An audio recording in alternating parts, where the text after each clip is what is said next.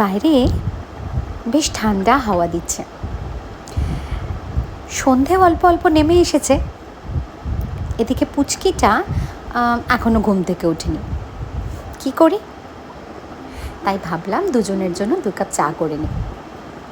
ওই বাইরের শীতল যে হাওয়াটা, ওই হাওয়ায় বসে দুজনের জন্য 2 কাপ চা করে একসাথে বসে কিছুটা সময় কাটানোর একটা বেশ ভালো সুযোগ পাওয়া গেছে আজ। অনেকটা গল্প বা অনেকটা কথা জমে থাকে, কাজের সুবাদে হয়তো অনেক সময় আমাদের মধ্যে সেই গল্পটাই করে ওঠা হয় না। সারাদিনের অনেক কথা থাকে, অনেক কথোপকথন থাকে, কিন্তু ওই যে কাজের সুবাদে সময় পেয়ে উঠি না। তাই আজকে যখন এই সুযোগটা পাওয়া গেল, আর বাইরে এমন একটু ঠান্ডা ঠান্ডা ওই ঝোড়ো হাওয়া বইছে, তাই এই সুযোগটার তো সদ্ব্যবহার করতেই হয়।